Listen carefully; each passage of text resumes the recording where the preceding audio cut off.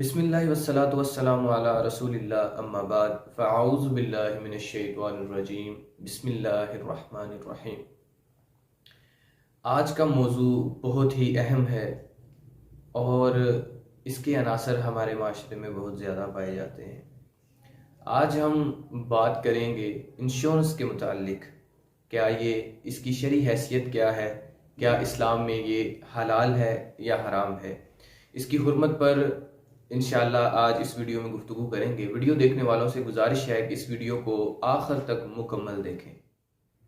तो सामीन मुहतरम, जो इंश्योरेंस है उसकी शरई हैसियत बयान करने से पहले मैं उसका मानी, उसकी तारीफ, ये असल में है क्या, उसकी इकसाम और उसकी इब्तदा कब हुई, इस पर बात कर लेते हैं।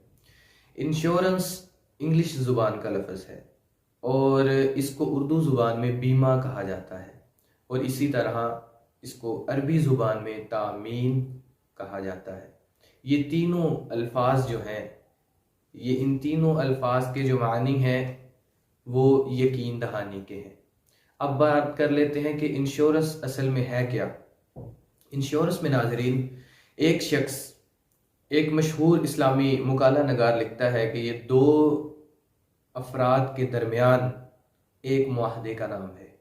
एक बीमा पॉलिसी का होल्डर और दूसरा बीमा करवाने वाला, ये दोनों आपस में एक मुआहदा करते हैं। बीमा करने वाला बीमा करवाने वाले से मुआहदा करता है कि वो उसके नामालूम नुकसान के वाक़या होने पर उसको एक जो मुकर्ररा की गई है रकम, वो उसको अदा करने का ज़िम्मा लेता है। और जिसने बीमा करवाना है, वो बीमा जो कर रहा है, बीमा करवाने वाला, बीमा पॉलिसी का जो होल्डर है, उसको उस नामालूम वाक़या के होने तक कुछ जो किस्तें हैं उनकी सूरत में, किस्तों की सूरत में कुछ रकम वो है, वो उसको जमा करवाता है।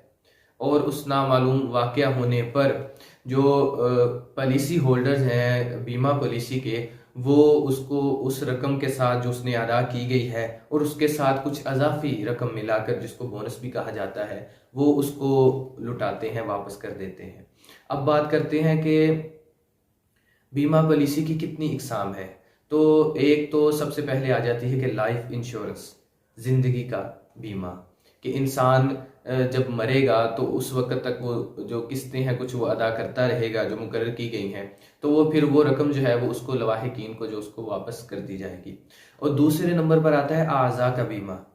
जी हाँ नाजरीन, बीमा सिर्फ ज़िंदगी का ही नहीं बल्कि इंसान के जिस्म के टुकड़ों का, इंसान के जिस्म के जो आज़ा हैं उनका, उंगलियां हो गई, आँख, नाक, कोई भी इंसान का आज़ा अगर ज़ाया हो जाए तो उसकी भी जो इंश्योरेंस है वो की जाती है। अब तीसरे नंबर पे आ जाते हैं कि इंसान की जिम्मेदारियों का बीमा। अब जिम्मेदारियां क्या है, इससे मुराद के बच्चे बच्चियों की शादियाँ, बच्चों की तालीम के अखराजात जो है वो उनका जो बीमा भी करवाया जाता है। और नाज़रीन, इसी तरह अमलाक का बीमा, आप अपनी चीज़ों की इंश्योरेंस भी करवा सकते हैं, जिस तरह सवारी है, घर है, दुकान है। इसी तरह अमलाक, बहुत सी चीज़ें, जानवर हैं, भेड़ बकरियां हैं, ये चार इकसाम हैं, इन पर बीमा जो है वो करवाया जाता है। ये बीमा पॉलिसी इन चार चीज़ों पर मुश्तमिल है। नाज़रीन, अब बात कर लेते हैं कि बीमा पॉलिसी जो है उसकी इब्तदा कब हुई। तो इसकी इब्तदा जो सबसे पहले बताई जाती है वो बताई जाती है कि 1400 ईस्वी में इटली के ताजरों ने इसकी इब्तदा की। 17वीं सदी में बीमारों की इमदाद के लिए यही तरीका अपनाया गया। लेकिन बहुत सी किताबों को अगर मिलाया जाए तो इसकी जो एक राजे जो इब्तदा मालूम कदीम तरीन जो इसकी इब्तदा जो है वो बताई जाती है वो है 1547 ईस्वी में इसकी बाकायदा इब्तदा की गई। जी हाँ नाजरीन, अब हम बात कर लेते हैं कि इंश्योरेंस बीमा पॉलिसी जो है, तामीन जो है, इसकी शरई हैसियत क्या है। तो इसकी जो शरई हैसियत है ये नाजायज़ है। इसकी जितनी भी सूरतें हैं, इसकी पहली सूरतें हों या उनको अपडेट करके नया कर लिया गया हो, अब तकाफुल की सूरत भी सामने आ रही है, तो ये सारी सूरतें नाजायज़ हैं। नाज़रीन, जो इंश्योरेंस है वो ज़िंदगी की हो, अमलाक की हो, आज़ा की हो, ज़िम्मेदारियों की हो, इसकी कोई भी इकसाम हो, इसकी कोई भी सूरत है, ये सारी नाजायज़ है, हराम है। अब हम बात करेंगे ये नाजायज़ क्यों है। ज़ाहिर ही तो ये एक फ़ायदेमंद चीज़ नज़र आ रही है, लेकिन जब वो जिसने अपनी इंश्योरेंस करवानी थी, उसने जो रकम अदा की है किस्तों की सूरत में, अब नाजरीन जो वो किस्तों की सूरत में रकम अदा कर रहा है, वो सारी रकम जो इकट्ठी कर रही है बीमा पॉलिसी, वो बैंक में जा रही है और वो बैंक में उस पर सूदी कारोबार किया जा रहा है। अब ये मुजारबत नहीं हो रही, ये शख्स अपनी रकम दे तो रहा है मगर इसको ये मालूम नहीं कि उसकी रकम के साथ क्या किया जा रहा है, और इस रकम के साथ सूदी बैंक जो है वो सूदी कारोबार कर रहा है और वो उस रकम को और बहुत ज़्यादा बढ़ाया जा रहा है। वो रकम उधर पड़ी पड़ी डबल ट्रिपल बहुत ज़्यादा बढ़ रही है और इस शख्स को इस बात का इल्म नहीं है। तो जब एक मुकर्ररा मुद्दत आ जाती है, जो नामालूम नुकसान है वो वाक़या हो जाता है, फिर जो रकम है वो उसको वापस कर दी जाती है। तो इसमें सूद के वाज़िह अनासिर जो है वो पाए जा रहे हैं और इसके साथ जुल्म भी इसमें शामिल है। नाजरीन, इसमें सिर्फ सूद के अनासिर ही नहीं पाए जा रहे बल्कि जो इस्लाम ने शरई तरीका बताया है मुजारबत का और इसी तरह तजारत का, उसकी भी पासदारी नहीं की जा रही, उसकी भी जो बेहुरमती है वो की जा रही है। जो अभी मैंने इसकी शरई हैसियत पर बात की है सामीन मोहतरम, ये हवाला है हिदाया आखरीन जिल्द नंबर 2 सफ़ा नंबर 82। अब ये तो इसमें वाज़िह हो गया कि इसमें सूद है। अब सूद का जो नफ़ा है उसकी हुर्मत के बारे में हम कुरान से दलाइल आप लोगों के सामने पेश करेंगे।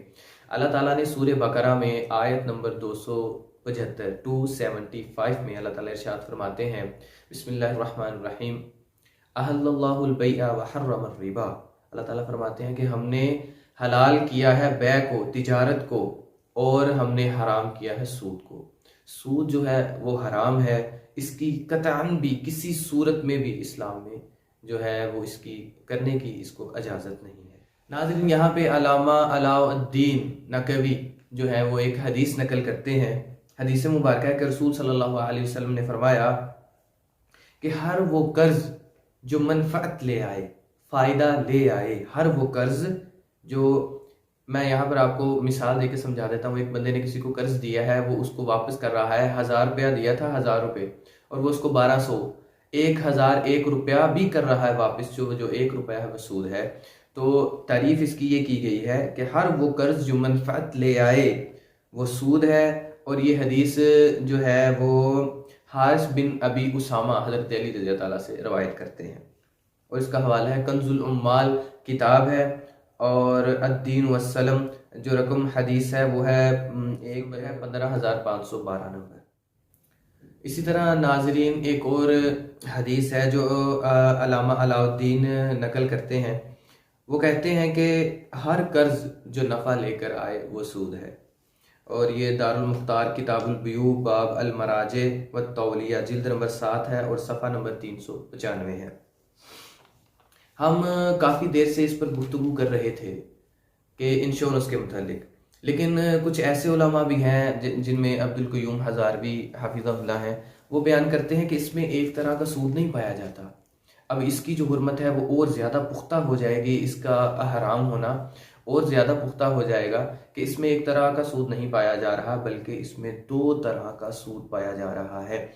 एक तो जो शरई मुजारबत है उसके कवानीन की पासदारी नहीं हो रही, और दूसरा एक सूद नहीं बल्कि 2 सूद पाए जा रहे हैं और इसमें जुल्म भी शामिल है। और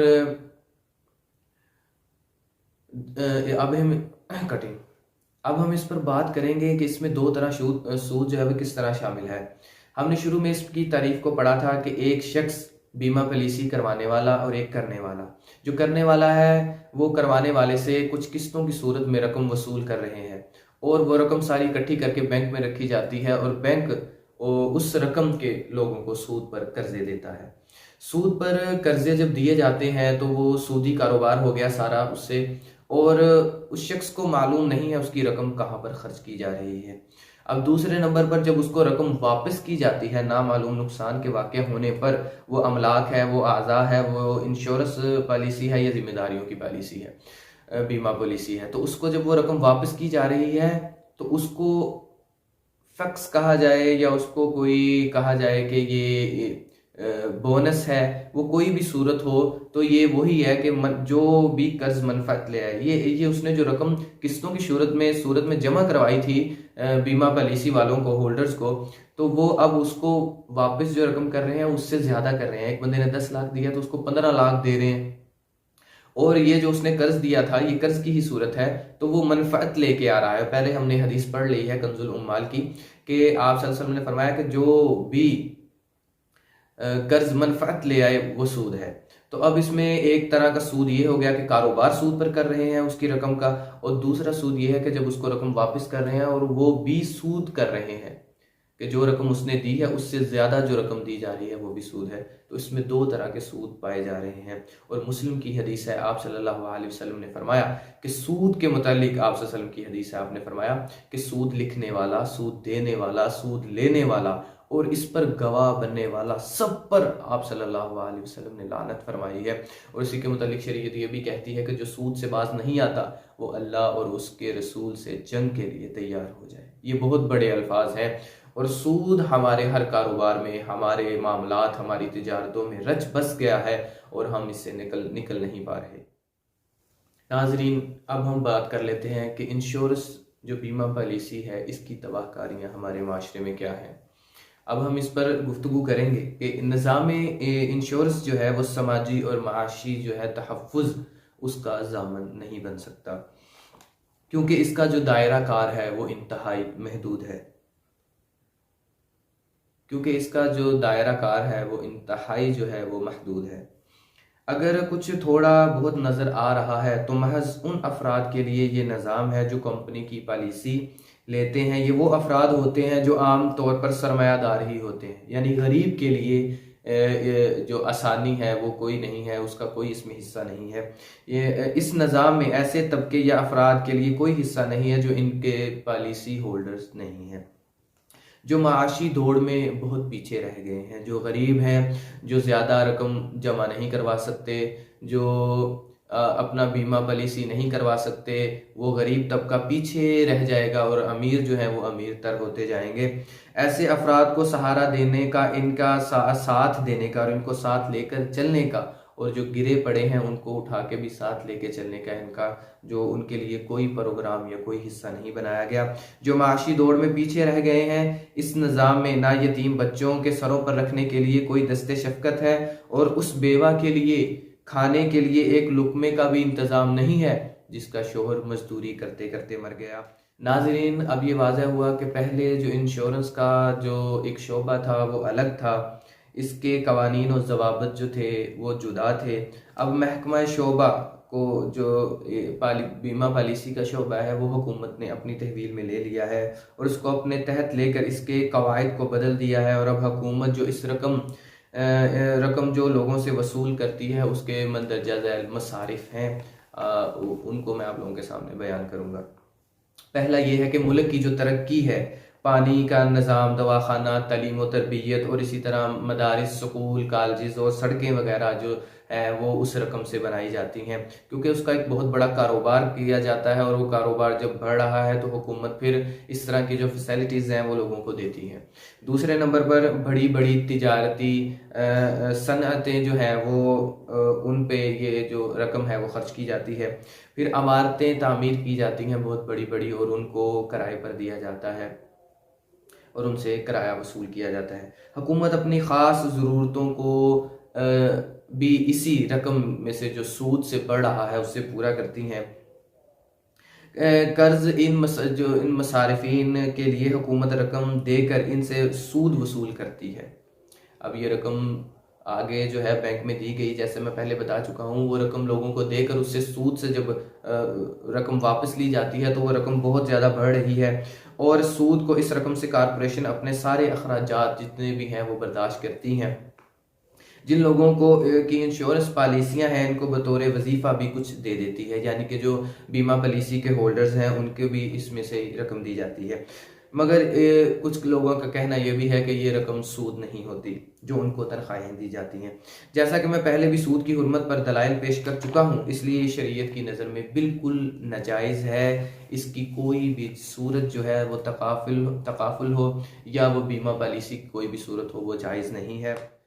नाजरीन, हमने आज बात की कि इंश्योरेंस की शरई हैसियत क्या है। मिलेंगे आपसे अपनी अगली वीडियो में अपने अगले मसले के साथ कि उस मसले का शरीयत में क्या हुक्म है। वीडियो मुकम्मल होने से पहले मैं आपसे दरख्वास्त करना चाहता हूं कि हमारे चैनल को सब्सक्राइब कीजिए, और अगर आपको ये वीडियो पसंद आई है तो लाइक कमेंट कीजिए, और इसके साथ बेल के आइकन को भी प्रेस कर दीजिए ताकि आपको हमारी हर आने वाली वीडियो बराह रास्त मिल सके। हम आपसे मिलेंगे अपनी अगली वीडियो में, तब तक के लिए अल्लाह हाफिज़। अपने इर्द गिर्द नवाह के साथियों का खास ख्याल रखिए। जज़ाकुमुल्लाह।